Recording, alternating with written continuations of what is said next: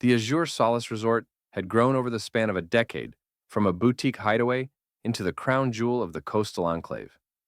Perched on a crescent of limestone coast, its terraces cascaded into infinity pools, its spa promised rejuvenation drawn from subterranean mineral springs, and its wild water sanctuary was a carefully curated attraction, a shallow, saline-fed lagoon populated with Chilean flamingos. The birds, with their shock pink plumage and languid necks, offered guests the illusion of untouched nature in the heart of luxurious symmetry. Instagram influencers drank rose cocktails beneath umbrellas, while the resort's marketing played up the coexistence of elegance and eco-woven wildlife. Isabella Hart, the resort's owner and visionary, walked the wooden deck above the lagoon with her marketing director, a glossy brochure tucked under her arm. "The next gala will seal the partnership with the Mediterranean conglomerate," she said, watching a family feed the flamingos with approved pellet trays. "They want authenticity. Look at them. Pink feathers, glassy water, zero visible infrastructure. It's perfect." Below the surface of the resort's polished presentation, there were murmurs of unease. The ground beneath the resort was a complex of karst limestone, pockmarked and honeycombed over millennia by percolating freshwater. During construction, a preliminary geotechnical survey had flagged minor dissolution features well outside the main footprint, and the builders had implemented standard spread footings with deepened pads. But the area under the spa complex and the adjacent lagoon had been glossed over in the rush of promises and the desire to maintain the aesthetic of seamless luxury.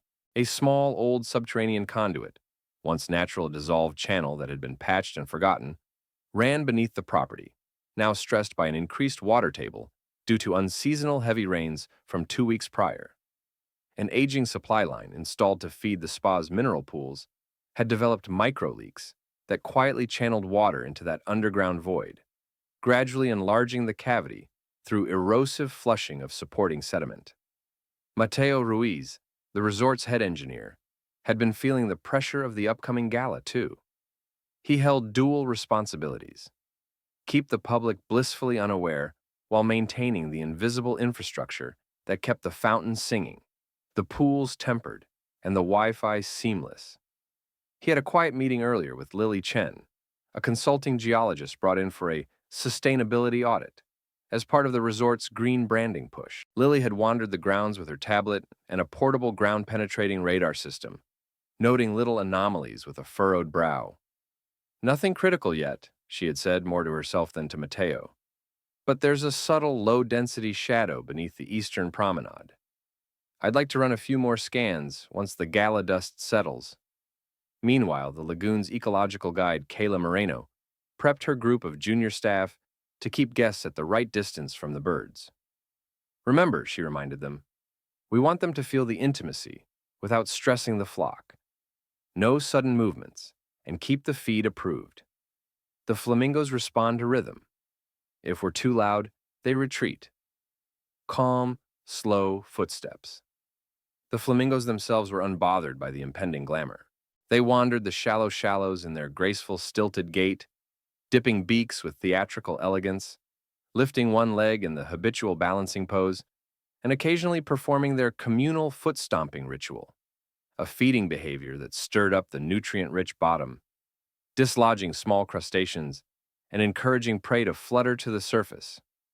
It was a slow choreography, a deliberate percussion of plumage and padded toes that sent tiny ripples across the lagoon's mirrored skin.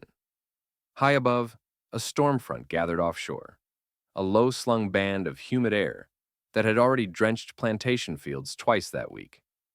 The heavy moisture had changed how the limestone below held water. Seepage roots had expanded, and the old void whispered with the soft, wet groan of stress. Nobody, not even the flamingos with their eccentric rhythms, felt the weight quite yet, except in ways too subtle for human eyes. Something in the quiet drumbeat of water lines beneath the spa and the soft echo of distant footfalls in the bathrooms had already begun to tune to an approaching note. It began, as many near misses do, as a trifling curiosity. Kayla was leading a small group of early morning guests on a pre-breakfast Flamingo wellness walk, a gentle stroll to showcase the bird's behavior while encouraging mindful breathing. The lagoon, lined with crushed white coral and framed by bougainvillea, shimmered under a pale sun. The flamingos, roused by Kayla's low percussion on a hollow log, a cue in their conditioned feeding rhythm, assembled not in silence, but in a slow, deliberate cluster near the lagoon's western edge. Their pink necks curved like question marks, their webbed feet pressed rhythmically into the soft mud in a coordinated group foot stomp, sending muted thumps through the shallow floor. This time the pattern was different, more insistent, longer in cadence, the way a chorus might sustain a note when something's off key. The water around them bulged in faint, concentric swells, more pronounced than on prior days. Kayla, trained in wildlife behavior, but with a quirk for geological oddities from childhood hikes with her grandfather, noticed the ripples didn't dissipate evenly. The force of the collective stomp seemed to be making the shallow lagoon slosh, not only outward, but downward, in a peculiar localized way. She leaned in, squinting at the mud beneath the flamingos, and saw a tiny depression form with each synchronized press, almost as if the substrate was yielding in a way it hadn't before, the water around that patch drawing inward between the paler scallops of sand. "Kyle, record this," Kayla whispered to one of the interns, tagging the moment in the livestream feed they used for the resort's social summary. "Look at the way the mud sinks there, like it's breathing out. That shouldn't happen. The lagoon's floor is supposed to be stable." The main attraction, Flamingo, an unusually curious male named Papaya, recognized for his more vigorous stomps, dipped his head, then lifted, tossing a few shells with his bill. He repeated the group foot stomp, amplifying the motion exactly above the spot where the faint uncanniness had started. The wooden walkway near the lagoon, which was anchored into shallow concrete footings, vibrated minutely with the resonance of the stomps, and a hairline fissure appeared along one of the decorative rock insets bordering the water's edge. A small trickle of water, previously unseen, began to bead in the recessed stone, as if the localized compaction was drawing water from below upward in a forced exhalation. Kayla mentioned it to Darius Booth, head of resort security and maintenance liaison, who was overseeing the morning deliveries. "The flamingos are giving us a show again. That stomp spot's weird. See this subsidence? And that crack on the edging. Didn't used to be there." Darius, already juggling 1,000 potential snafus from staff shortages to pre-gala logistics, brushed it off with a distracted nod. "Flamingo drama, Kayla. They dig into the bottom, the mud moves. Patch the crack later. Guests aren't going to notice, and the birds are part of the ambiance." He turned to the delivery truck driver, waving him on. But Kayla wasn't satisfied. She had an uneasy echo of a memory. Years ago, in a river delta, she had watched a troop of small mammals gather over a subtle sink of ground before it gave way. Patterns, even in noise, carried meaning. She filmed the stomping, capturing the expanding depression, and the way water from below seemed to bubble minutely with each coordinated footfall, and sent a quick message to Lily with annotated timestamps and a terse note. "You're here for sustainability. Come see the flamingo wobble. I think it's more than performance." Lily, sipping espresso at a breakfast meeting with the resort's PR team, opened the message. Her brain, tuned by years of reading subtle geomorphic signals, flicked through the clip. The filmed footage, slowed, revealed two things beyond the amateur eye. The synchronized stomps were sending a repeating low-frequency pulse into the substrate, and immediately beneath the trembling spot, the mud's color shifted, a tiny suction of milky water rising like exhalation from a hidden pocket. She excused herself from the meetings with an apology, grabbed her kit, and headed toward the lagoon with quick, purposeful strides.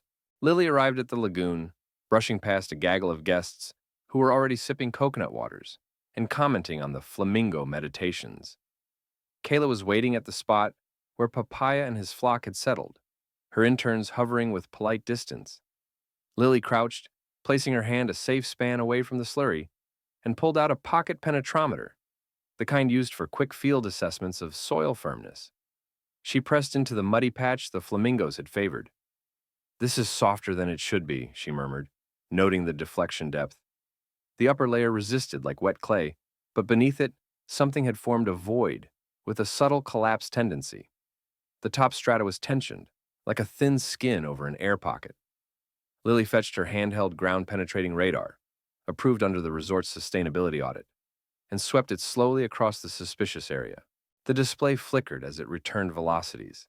The faint signature she'd seen earlier as a low-density anomaly under the eastern promenade resolved more sharply here, just under the lagoon's western rim.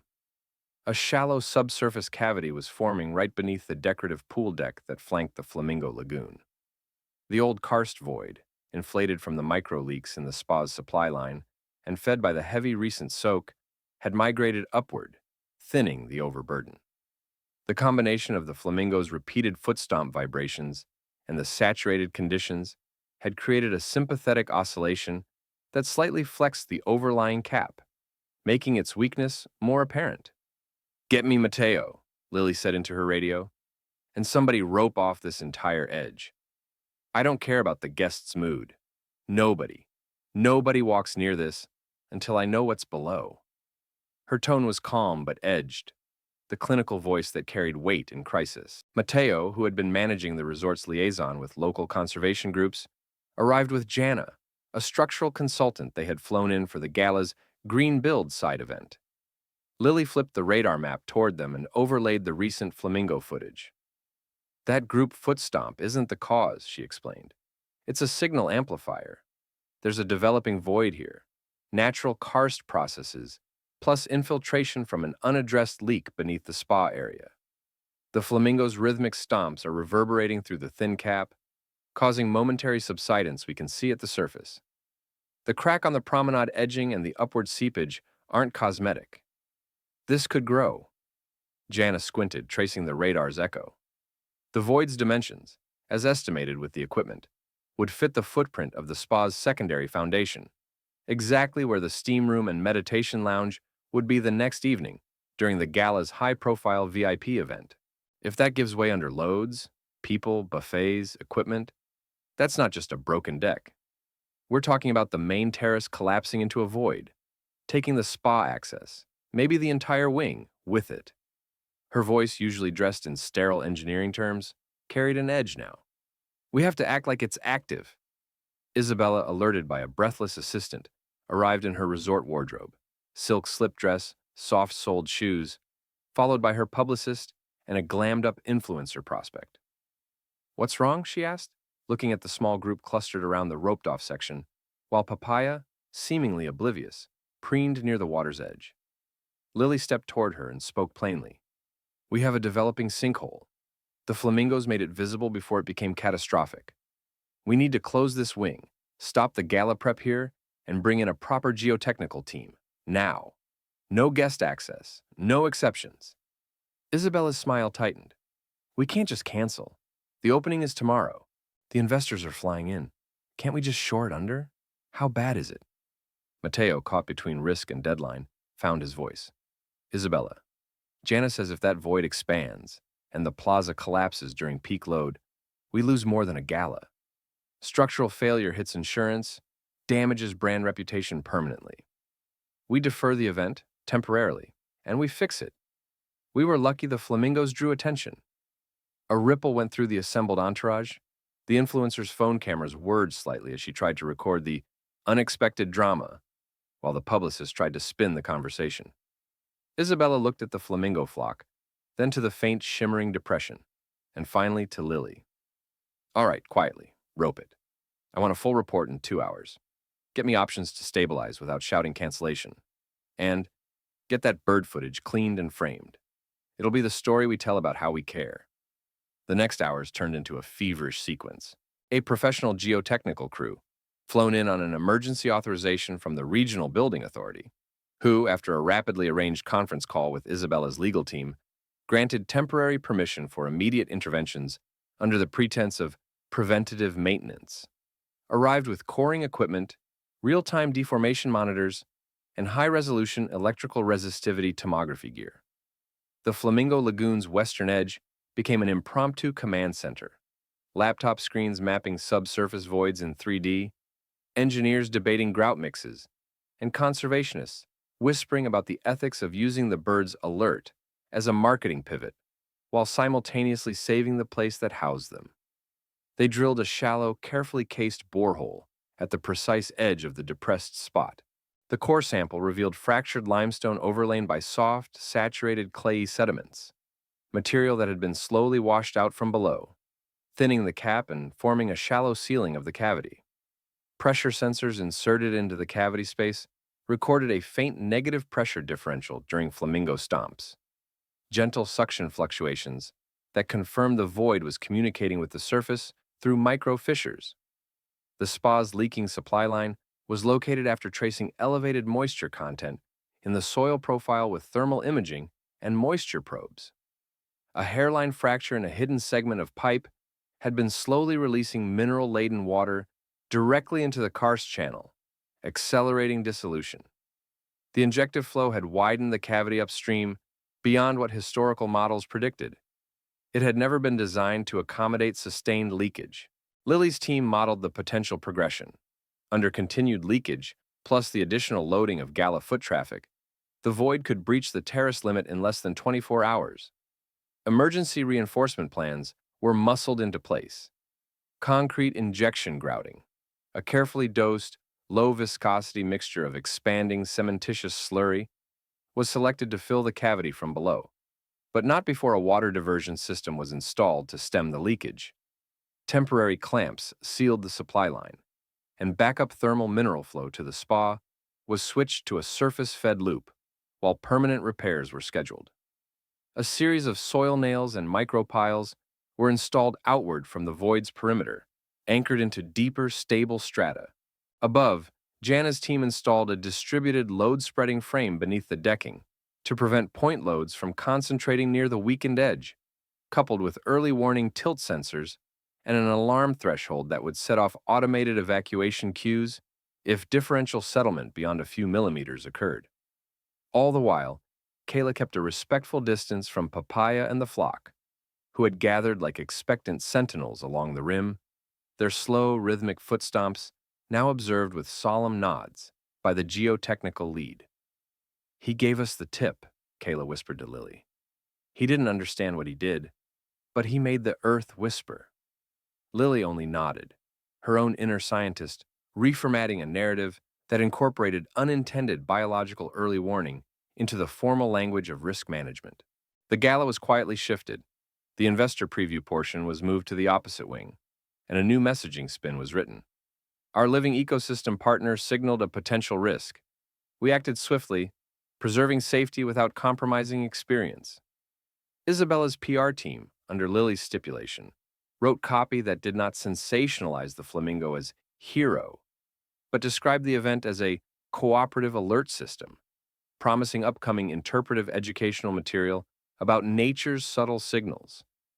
The night before the gala's rescheduled preview, a pressure surge, a combination of a dawn wind gust pushing over the coastal ridge and the natural nocturnal increase in groundwater due to tidal seepage, tested the reinforcement.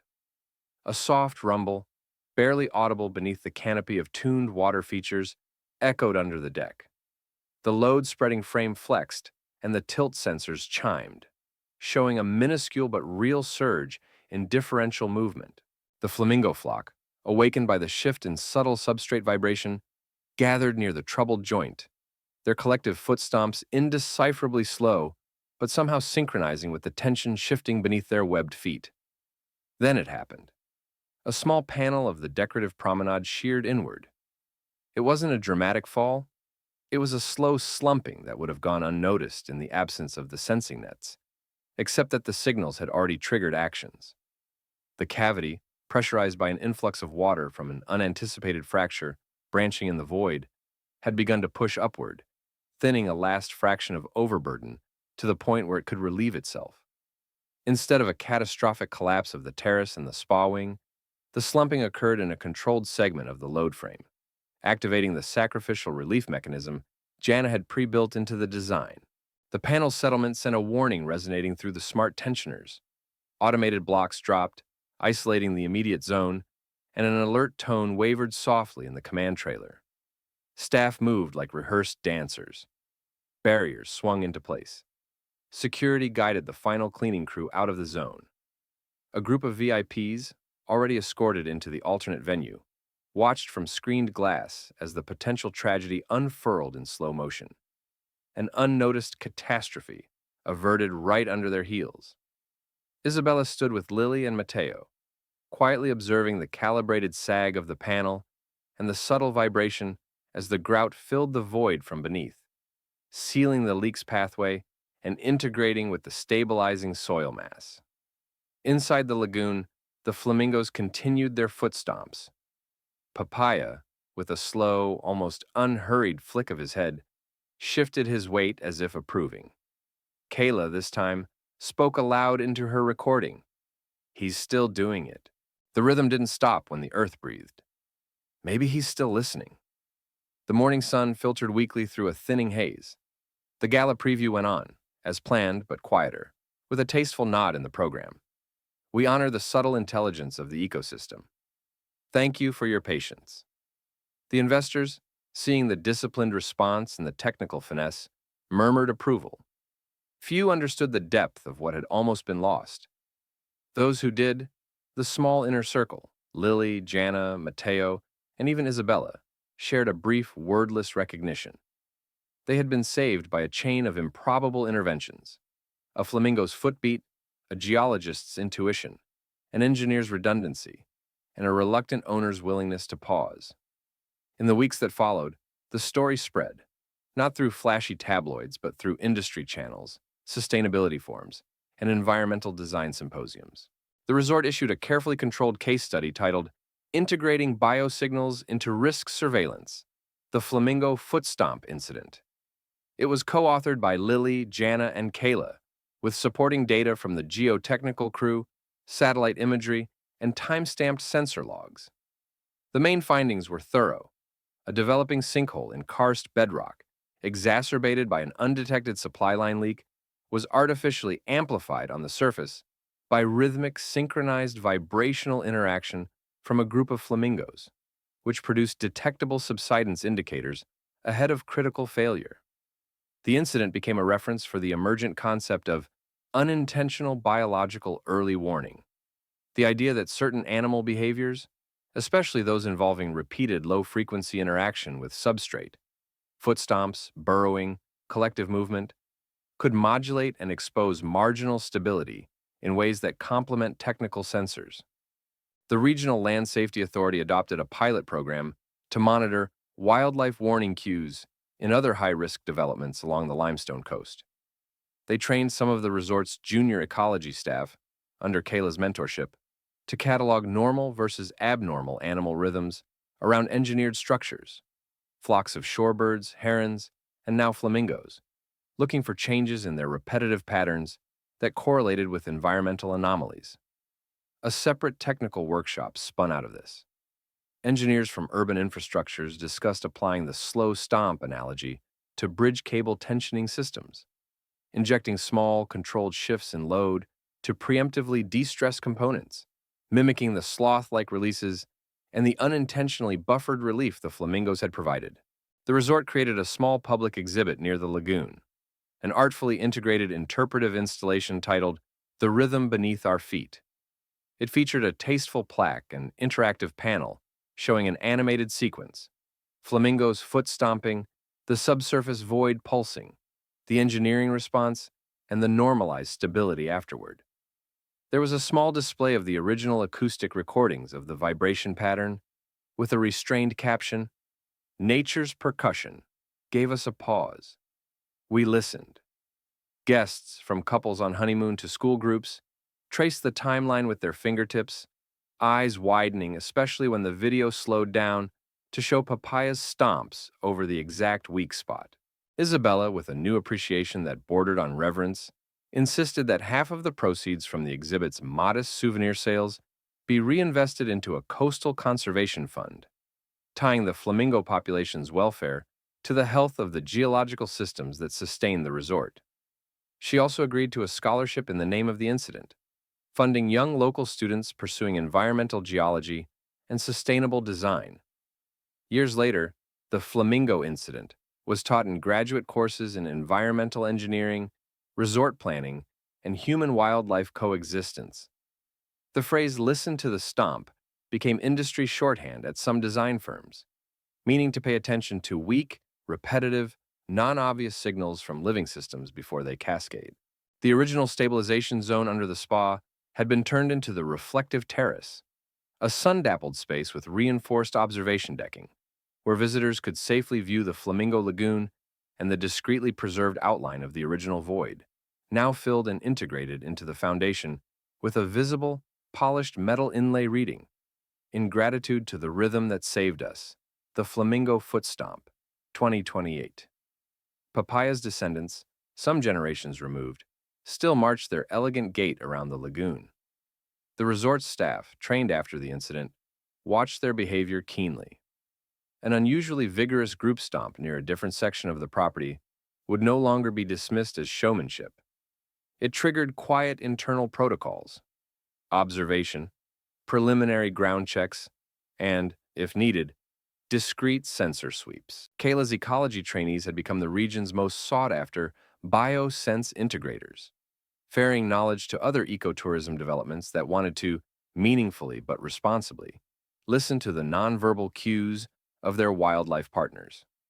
Lily continued to consult, expanding the concept into other landscapes: seasonal herd movement over thawing permafrost, migratory bird roosting changes preceding wetland sediment shifts, and, even in arid domains, camel foot pressure patterns, predicting dust sink development. Jana built a new line of adaptive load spread frames inspired by the observed flamingo-induced relief, marketing them as bio-informed resilience modules. Isabella, older now, would walk that same terrace during quiet mornings, sipping coffee, and watch the flamingos wade. She kept a small frame photograph in her office, a still of Papaya's foot raised, the tiny ripple beneath him, the faint crack on the promenade in the background, and the staff's cautious clustering beyond the rope. On the back, in her own handwriting, was a simple note: "Never again assume you're the only intelligence on your site." The sinkhole that could have swallowed a gala, damaged the spa, and risked lives remained a patch of engineered stability, a living lesson. And below the sound of pouring cocktails and muffled conversation, occasionally, if one leaned in and listened, just past the soft shuffle of guests, there was the faint echo of rhythm, a reminder that sometimes salvation comes in synchronized, unexpected foot stomps from a group of pink-feathered sentinels.